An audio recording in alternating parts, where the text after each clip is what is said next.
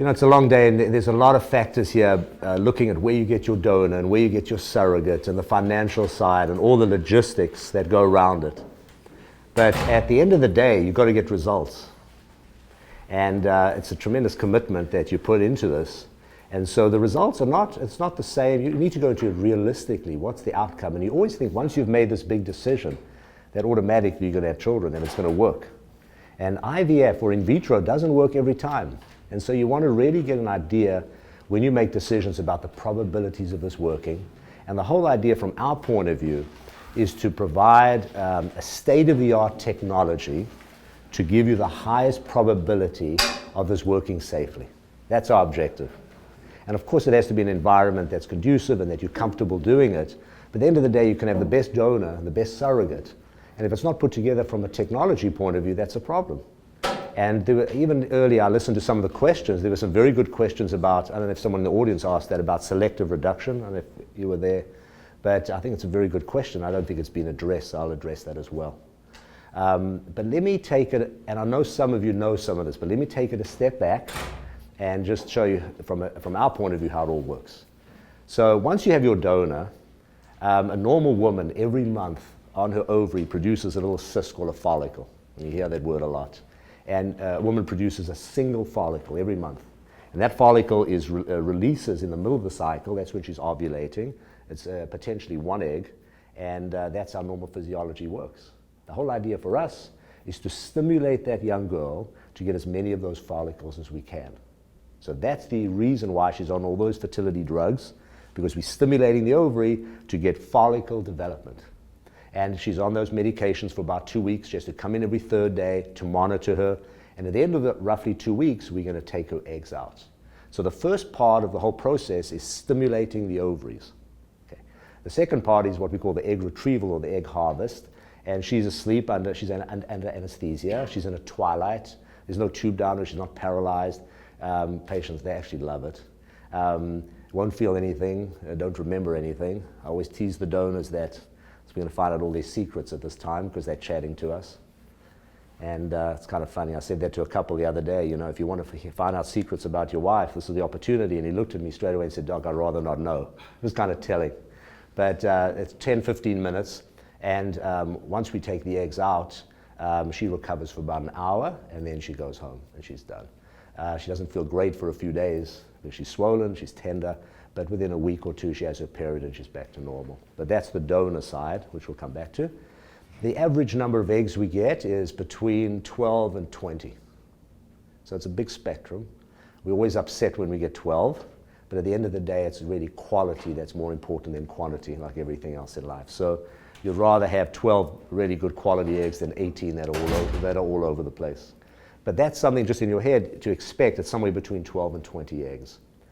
We then fertilize those eggs with your sperm, and that's a personal decision that you guys make. We can fertilize all the eggs with one of the guy's sperm. We can split them in half. That's a personal decision that you make. And the way it's done is it's actually we wash the sperm, and an average count in a guy is 20 million sperm. 20 million.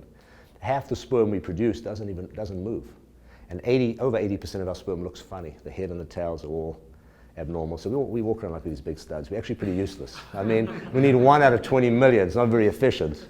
So, but the point is we pick one sperm that looks the best, that's moving the best, and we actually, Colleen in the lab, you put one sperm into each egg. Now, it's minute. You can't see it with the naked eye. So it's working at a very microscopic level. We look the next morning to see if the sperm and the eggs actually are fertilized. The DNA has to mix together. And that doesn't always do that. So typically about 70% of eggs fertilize. And then that embryo, now it's an embryo, has to divide in the dish typically for 5 days. So when it divides, there's an attrition. Some of them drop off. And it's actually kind of significant, that attrition rate. And what we call the embryo on day 5 or day 6 is called a blastocyst. You might have heard about that during the day, but that's a day 5 or 6 embryo. And that's the best embryo to put back into a surrogate, whether it's fresh or frozen. That's the best stage. So already when you're at a center, wherever it may be, and they don't do a day 5 development or transfer, I would question their technology, because if you If you can't sustain the embryo in the dish properly from day 3 to day 5, you're not confident about your culture media, your lab technology. You must grow the embryos out to day 5. That's also when the embryos are frozen best, on day 5 or 6. So when you freeze embryos, that's when you want to freeze them. That has the best survival rates, the best implantation rates, best pregnancy rates. So that's that part of it. From a surrogate point of view, you don't have to synchronize the donor and the surrogate. So today, you get your donor, get your embryos, you can utilize the surrogate at any point in time, and there's no difference between fresh and frozen embryos today. I mean, that you can see some of that's a lot of transformative technology that we've got to that point where we don't have to synchronize the two. It's a lot easier. So once you have your embryos at any point in time when that surrogate's ready, we can use the surrogate to put them into her. And the surrogate has to go on hormones as well to prepare the environment of the uterus. So you can't just put embryos into a woman. You have to prepare that, that milieu in the uterus very carefully. And they're on medication for about 4 to 6 weeks. Now, it's not as intense, and it's almost like being on the pill, birth control pill. That's the dosing of drug. But you're preparing the endometrium, or the lining of the uterus, to make sure it's nice and receptive for the embryos. And then we transfer the embryos. We'll come to the numbers in a minute. And the actual transfer of embryos is the most critical part of this whole thing, although it's the easiest. So often when we do it, patients often say to me, "Captain, that's all you do?" I mean, that took 5 minutes after all of this. But it's very important and has to be done very delicately. Patient doesn't even feel it. So we just drop the embryos at a certain part of the uterus, and now it's up to the embryo and the uterus for the embryo to implant. And we wait 10 days to see if implantation occurs. That surrogate is then still on hormones, on estrogen and progesterone, to maintain that environment. So once after 10 days, we do a pregnancy test, and then hopefully, please God, she's pregnant. And then we monitor her every few days and every week while she's pregnant. About 2 months of pregnancy, we're done. You don't want us near her. You want her back to her OB-GYN, who then takes care of her from an obstetrical point of view. Some of the key questions would be, and the most obviously, is how many embryos do you implant? And that's a dilemma we've struggled all our careers, because we always want our patients pregnant straight away, as quickly as possible. But at the same time, we want to make sure it's as healthy and as safe as possible. And the advancement in this technology has been where in the 15, 20 years ago, we just wanted pregnancies, because it was such an intense process. We had to put in 3 or 4 embryos to get pregnancies. And then as we got better at this technology, what happened was that we were getting pregnancies, but now we were getting a lot of multiples. So that whole paradigm has shifted, and today we very rarely, if ever, put in more than 2. So 2 is the max, and the dilemma is between 1 and 2. So it's a double edge. The more you put in, the better your chances. They don't compete with each other. The more you put in, you worry about multiples. And twins, it sounds pretty, 2 kids and bows in the hairs, and they look great, but the risk factor goes up dramatically with twins. Risk of prematurity, you worry about that. And so the body was meant to have many children, but 1 at a time. So twins many of our patients have twins, and most of them do well, but there is, if you look at statistics, there is a higher risk with twins over singletons. So how do we deal with that? One of the alternatives is to add to this technology a genetic testing of the embryo. Okay, it's called PGS, pre-implantation, before you're pregnant, genetic screening. So you're actually testing the embryo in the dish before pregnancy, that embryo is chromosomally normal. So just as if a woman's pregnant naturally, she has an amniocentesis or a CVS, 11 or 12 weeks, we can do that now before you're pregnant. So now you're looking in the dish, if she has 6 embryos, you'll know whether those embryos are chromosomally normal. Now you can't test for everything. We can't test for autism, and it has to be something that's the 23 pairs of chromosomes we have, like Downs, are all we're checking for that. So we're looking for for numbers. So it's not where you're checking this embryo and we can tell you this baby is going to be perfect, it's going to go to Harvard. It's just ruling out the major chromosomal problems. But it's the advantage of it, I think, is that if you look at the data by the biggest centers in this country or worldwide, but because you're selecting out the embryo more carefully, now if you put in 1 embryo, your pregnancy rates don't go down that much. So if you look at some of the data, they've shown that 2 embryos which are untested, no genetic screening, will give you the same pregnancy rate as one that's tested. So you can see how your efficiency goes up. And so even if it's not quite correlated, you're really narrowing it down. And so for couples who really don't want to deal with twins, and I heard one of the surrogates earlier, they talked about, well, if they're two, they would consider selective reduction. If that's your philosophy that you don't want two, I would rather test that up front than rather have to deal with two later on and reduce one of those pregnancies. Because reduction, when you remove a pregnancy at 11 or 12 weeks, and there's no ethical issue with it, it's a matter of, it's not without complication.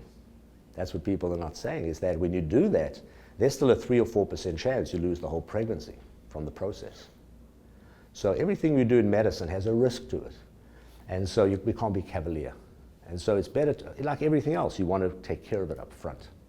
So it depends on the individuals. If you said, we'd rather have twins, it's not ideal, but we don't mind twins, then we could put in two. But if really twins is a problem for the surrogate or for the couple, rather do genetic screening and put in one embryo. So that's a way out of doing it that way. And we actually think that genetic screening is the best way to do it on everybody. Because if we can test an embryo and make sure it's as normal as possible, we do that in life with everything in healthcare. We want to make sure things are as normal as possible. Now it has a consequence to it because it's costly. So genetic screening adds a cost to it, and so we have to weigh that all up. But I think is that done at the blastocyst? Yeah, very important. So that's very important. So you only can do it at the blastocyst. Well, you should never do it. It used to be done. There are many programs that still do it before the blastocyst. You should really question them on that. Yes. So we did that too, because that's all that you could do before the technology advanced. But nobody should be doing a biopsy pre-blastocyst stage anymore. So that's the first thing to really question. So everything before the clinic that we were going to go, like, I think I asked you this already. It was day 3 they do it, and then they do a fresh transfer on day 5. Right. So did we 10 years ago. So because that's all you could do. Right. So, but there's a lot of little subsets there.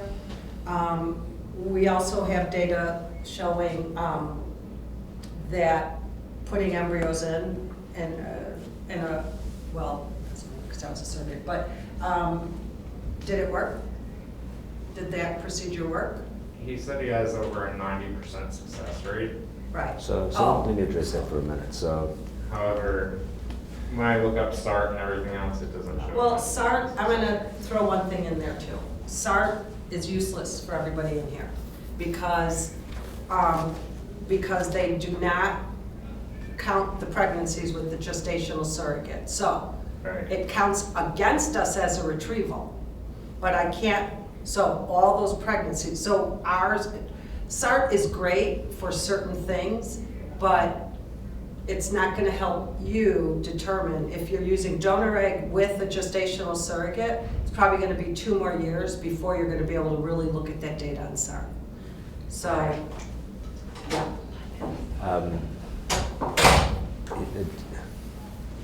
Everybody thinks they do it the best. Right. And well, technically, it doesn't make much sense. I mean, if there's only 3 or 4 cells to take one, it sounds like it would. Right. So that's part of it. So if you wait till day 5, there's how many cells? Yeah, it's about 200.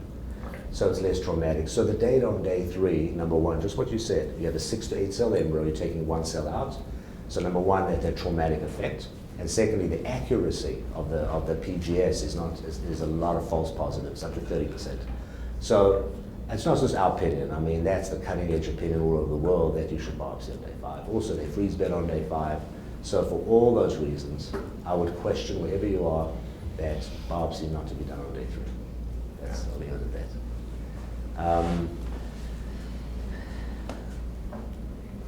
Any other questions, maybe, before I just keep talking? Those are 2 good questions. Are you listed on the sheet? I should be. Under this, it's listed as aParent IVF. Well, we have the brochures here, but it's Dr. Brian Kaplan of Fertility Centers of Illinois, and the laboratory. Well, the program that has the intended father center, that's under aParent IVF, which is the laboratory and everything else. So if not, we'll hand out these. How's that? These are out. I'm actually a patient of Facility Center of Illinois, so Yes. they usually refer to Highland Park IVF. Is that the same Yes. entity, or is Yes. there? Yes. Depends on your doctor, but if you're in the, My doctor is Lawrence Jacob. yeah, so we it's do the his same- procedures, right? And so, and that's where, being the laboratory person, I would rather see a day 3, if you're gonna do a fresh transfer, I'd rather not do PGS. So Dr. Kaplan's comments on the advantages of PGS only hold if it's done at the blastocyst stage, because the embryo tolerates the procedure much, much better. Your testing only a proven embryo, because an embryo can't make a baby if it doesn't first reach the blastocyst. So why test a day 3 embryo if you're not even gonna get a nice blastocyst, all right? And here is the most important thing. That's why I'm bothering you at the time to explain this. The goal isn't just to get the testing. The goal is to get as healthy a baby as possible. And when the embryo reaches that blastocyst stage, it makes 2 different layers of cells. And in the lab, we only have to touch. We can see the difference. On day 3, we can't tell where that cell is ultimately going to end up.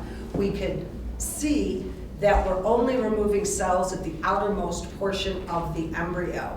We never have to touch the part that's going to become the fetus. So when we talk about PGS, which is what one of our particular specialties is, I need people to understand we're only talking about it, applying it a certain way. Otherwise, it's not beneficial.